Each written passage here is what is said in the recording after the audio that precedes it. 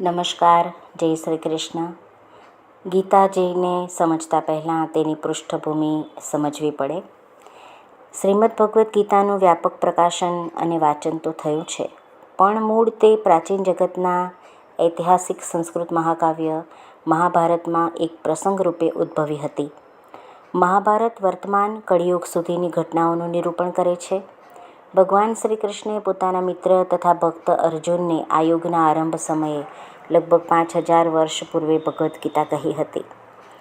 ધૃતરાષ્ટ્રના 100 પુત્રો તથા તેમના પિતરાય ભાઈ પાંડવો વચ્ચે થનાર ભાતૃઘાતી મહાયુદ્ધના પ્રારંભ પૂર્વે માનવ ઇતિહાસનો સર્વશ્રેષ્ઠ દાર્શનિક તથા ધાર્મિક એવો આ સંવાદ ભગવાન શ્રી કૃષ્ણ તથા અર્જુન વચ્ચે થયો છે. ધૃતરાષ્ટ્ર અને પાંડુ કુરુવંશમાં જન્મેલા ભાઈઓ હતા, જેમના નામ પરથી મહાભારત નામ પડ્યું છે. તે પૂર્વે થયેલા ચક્રવર્તી મહારાજ ભરતના વંશમાંથી કુરુવંશ ઉતરી આવ્યો હતો. મોટા ભાઈ ધૃતરાષ્ટ્ર જન્મથી અંધ હોવાને કારણે જે રાજ્ય સિંહાસન તેમને મળવાનું હતું તે નાના ભાઈ પાંડુને આપવામાં આવ્યું હતું. પાંડુ જ્યારે યુવાન વયે અવસાન પામ્યા ત્યારે તેમના 5 પુત્રો યુધિષ્ઠિર, ભીમ, અર્જુન, નકુળ તથા સહદેવને ધૃતરાષ્ટ્રની સંભાળ હેઠળ રાખવામાં આવ્યા હતા. વસ્તુતઃ ધૃતરાષ્ટ્ર થોડા સમય માટે રાજા થયા હતા. એ રીતે ધૃતરાષ્ટ્રના પુત્રો તેમજ પાંડુના પુત્રો એક સમાન રીતે રાજ્ય પરિવારમાં ઉછેર્યા હતા. શાસ્ત્રવિદ્યા વિશારદ ગુરુ દ્રોણાચાર્ય દ્વારા તે બધાને શસ્ત્રવિદ્યાનું શિક્ષણ આપવામાં આવેલું અને કુરુવંશના પૂજ્ય પિતામહ ભીષ્મ તેમને માર્ગદર્શન આપતા રહ્યા હતા. આમ છતાં ધૃતરાષ્ટ્રના પુત્રો, ખાસ કરીને સૌથી મોટો પુત્ર દુર્યોધન, પાંડવો પ્રત્યે દ્વેષભાવ રાખતો હતો અને તેમની ઈર્ષ્યા કરતો હતો. તેમજ અંધ તથા દુર્બળ મનવાળા ધૃતરાષ્ટ્ર પાંડવોને નહીં પરંતુ પોતાના પુત્રોને રાજ્યાધિકાર વારસામાં મળે એવું હંમેશ માટે ઈચ્છતા હતા. એ રીતે દુર્યોધને ધૃતરાષ્ટ્રની સંમતિથી પાંડુના યુવાન પુત્રોને મારી નાખવાનું એક સુનિયોજિત કાવતરું ઘડ્યું. પરંતુ કાકા વિદુર તથા મામેરાભાઈ કૃષ્ણના કાળજીભર્યા રક્ષણને લીધે કૌરવો તેમનું મૃત્યુ નિપજાવવાના અનેક પ્રયાસો કરવા છતાં પાંડવો ઉગરી જવા પામ્યા હતા. ભગવાન કૃષ્ણ કોઈ સાધારણ મનુષ્ય ન હતા, પણ સ્વયં પૂર્ણ પુરુષોત્તમ પરમેશ્વર હતા કે જેમણે પૃથ્વી ઉપર અવતરણ કર્યું હતું અને તે સમયે એક રાજવંશના રાજકુમારની ભૂમિકા ભજવી રહ્યા હતા. આ ભૂમિકામાં ભગવાન કૃષ્ણ મહારાજ પાંડુની પત્ની તેમજ પાંડવોની માતા કુંતી એટલે કે પૃથાના ભત્રીજા પણ થતા હતા. એ રીતે સગા તરીકે તેમજ શાશ્વત ધર્મના સંરક્ષક રૂપે ભગવાન કૃષ્ણ સદા સત્યનિષ્ઠ પાંડુપુત્રના પક્ષે રહ્યા હતા તથા તેમનું રક્ષણ કર્યું હતું. પરંતુ છેવટે કપટી દુર્યોધને જુગાર રમવા માટે પાંડવોને આહ્વાન આપ્યું. તે નિર્ણાયક સ્પર્ધામાં દુર્યોધન તથા તેના ભાઈઓએ પાંડવોની પત્ની સતી દ્રૌપદી પર અધિકાર સ્થાપીને રાજાઓ તથા રાજકુમારોની ભરી સભામાં તેને નિર્વસ્ત્ર કરવાનો પ્રયાસ કર્યો, તેનું અપમાન કર્યું.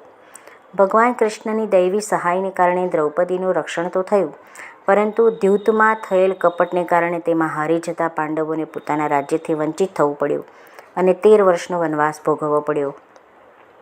વનવાસમાંથી પાછા આવ્યા પછી પાંડવોએ ન્યાયપૂર્વક દુર્યોધન પાસેથી પોતાનું રાજ્ય પાછું માંગ્યું, પરંતુ તેણે તે પાછું આપવાની ધરાર ના પાડી દીધી. પાંડવો રાજ્યનો વહીવટ સંભાળનાર ક્ષત્રિય તરીકે કાર્ય કરી પ્રજાની સેવા કરવાના કર્તવ્યથી બંધાયેલા રાજકુમારો તો હતા જ. તેથી છેવટે તેમણે પોતાનું સમગ્ર રાજ્ય જતું કરીને માત્ર 5 ગામ માંગ્યા, પરંતુ દુર્યોધને ઉદ્દંડતાપૂર્વક એવો ઉત્તર આપ્યો કે તે 100ની અણી જેટલી ભૂમિ પણ તેમને આપશે નહીં. આ બધી ઘટનાઓ દરમિયાન પાંડવો અત્યાર સુધી સહનશીલ રહ્યા હતા, પરંતુ હવે યુદ્ધ કરવું અનિવાર્ય લાગતું હતું. જગતના રાજાઓમાંથી કેટલાક ધૃતરાષ્ટ્રના પુત્રોના પક્ષે જોડાયા, કેટલાક પાંડવોના પક્ષે જોડાયા. ત્યારે સ્વયં કૃષ્ણએ પાંડવોના સંદેશવાહકની ભૂમિકા સ્વીકારી અને શાંતિની હિમાયત કરવા ધૃતરાષ્ટ્રની રાજ્યસભામાં ગયા. જ્યારે તેમની વિનયપૂર્વકની માંગણીનો સ્વીકાર ન થયો ત્યારે યુદ્ધ અનિવાર્ય બન્યું.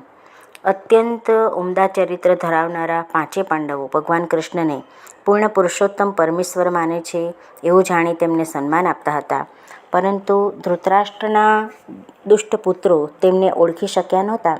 તેમ છતાં કૃષ્ણ પોતાના વિરોધીઓની ઈચ્છા અનુસાર જ યુદ્ધમાં ભાગ લેવા સંમત થયા હતા. ઈશ્વર તરીકે તેઓ જાતે યુદ્ધ કરવાના નહોતા, પરંતુ જે કોઈ તેમના સૈન્યનો ઉપયોગ કરવા ઈચ્છે તે કરી શકે અને બીજો પક્ષ સ્વયં કૃષ્ણને પથ પ્રદર્શક તથા સહાયક તરીકે મેળવી શકે આવી વ્યવસ્થા તેમણે કરી હતી. જ્યારે પાંડવોએ એટલી જ આતુરતાથી સ્વયં કૃષ્ણને સ્વીકાર્યા હતા. આ પ્રમાણે કૃષ્ણ અને અર્જુનના સારથી થયા અને તેમણે તે સુવિખ્યાત ધનુર્ધરનો રથ હાંકવાની જવાબદારી સ્વીકારી. આમ જ્યાંથી ભગવદ્ ગીતાનો પ્રારંભ થાય છે તે ઘટના સુધી આપણે આવી પહોંચીએ છીએ. બંને પક્ષના સૈન્યો બે બાજુએ યુદ્ધ કરવા તૈયાર થઈને ઊભા છે. ધૃતરાષ્ટ્ર ચિંતિત થઈ પોતાના મંત્રી સંજયને પૂછી રહ્યા છે કે તે સેનાઓએ શું કર્યું.